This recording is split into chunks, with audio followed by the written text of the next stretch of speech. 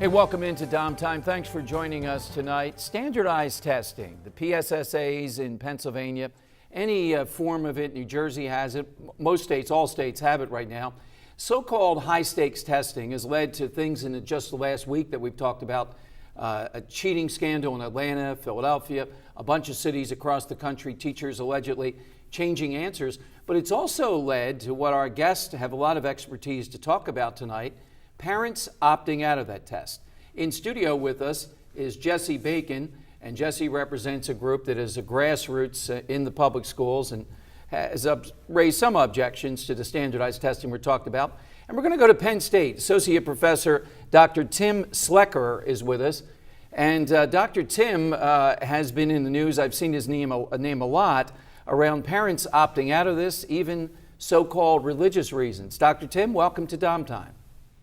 Hey, thanks a lot, man. Thanks for having me on. Well, you know, if I've interviewed some of the people, Dr. Tim, that maybe you have counseled or I've read your name around this, and if they want to be revolutionaries and strike against this system that they think is so abhorrent, hiding behind a religious exemption to me seems to be a bit much. Why is that? Well, I mean, well, why is you know, I'm a Catholic. I mean, you asked me the question, so yeah. I'll answer it. I mean, go ahead. Is it hiding behind a religious exemption to actually, from where I'm coming from as a professional in teacher education and research, when we know that putting children in these situations causes mental, physical, and different types of harm, what religion condones that? Well, I would ask you, I'm a Catholic, and I know I've talked to priests, I've talked to others. There's no Catholic dictum against standardized testing. And I might say... there's no Catholic dictum against... I'm a very extremely... I mean, I'm Byzantine Catholic, and we grew up, we act religiously. We don't believe religiously, too. And when you see harm and when you see suffering, you act. What's suffering, so when you see harm Dr. Tim? What's suffering? Now, isn't this a bit much? If you don't like standardized testing, that's one thing. What's suffering, though, are we talking about? I've interviewed some of these people, and yeah, the kids, there's some pressure on this. Is there anything wrong with that? There's nothing wrong with pressure, but you want to frame it in the form of high-stakes testing. And we already know that high-stakes testing is an invalid use of testing. So if it's an invalid use of testing, that means it's an injustice. So as a religious person, you have a moral obligation to step up and stop the injustice.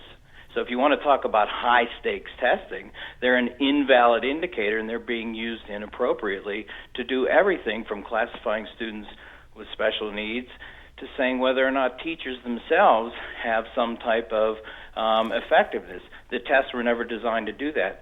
So once that's the understanding and you get that to be the absolute truth, you stop it. Well, I hear what you're saying. You believe that's absolute truth. What would you put in their place then that we would take a look at it broadly across the country to determine, under No Child Left Behind or any other dictum like that, what's working and what's not? Well, I think one of the problems is that No Child Left Behind itself is that what you just said is a dictum. And when you dictate and say that you're going to make students learn, and you're not then going to take care of the conditions in which learning itself occurs, then you've already set people up for failure, which is one of the other reasons why you want to object to the high stakes. Remember, we're talking about high stakes. Campbell's Law, anytime you put a high stakes consequence attached to some kind of social indicator, it will be distorted, disrupted. It will make a mess of what you're trying to look at. Okay, well, but Jesse is it doesn't mean that you can't use objective assessments to try to look at how things are doing. It's when you attach the punishments and or the rewards. Well, I would call it a consequence. You call it a punishment. Don't we? I mean, it's not just George Bush and people that were doing No Child Left Behind, Doctor. It's not George Bush, it's Mario Cuomo, it's President Barack Obama. Well, it's said again, yeah, and I think they're correct. I think that America's minority kids, Doctor, were suffering under this, and for year after year, these schools were failing them. Do we agree at least about that?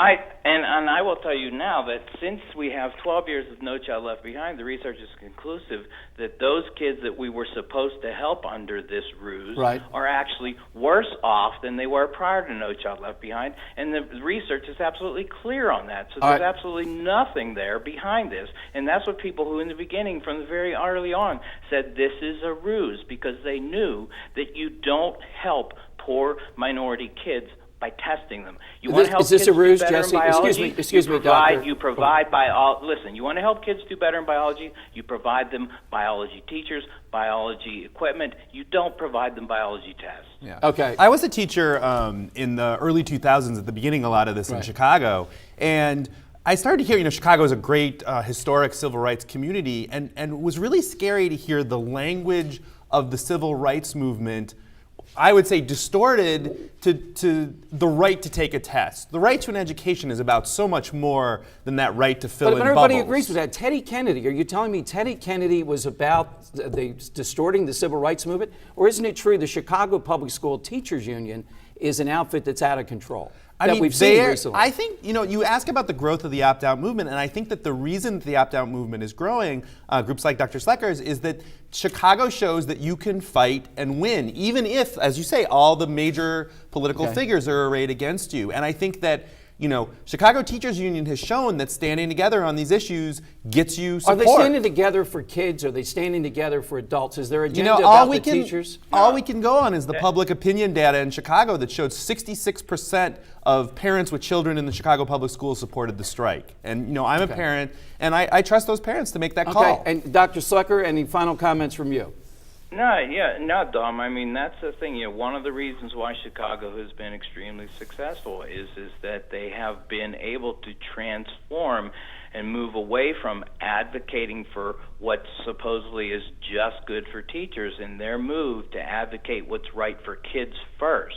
That's why you have the support, and that's what they're doing. When you advocate what's right for kids, what's right for local communities, you're going to do what's best, and you're going to win that one. And that's why Chicago is the lesson for most of the unions right now that still don't get it.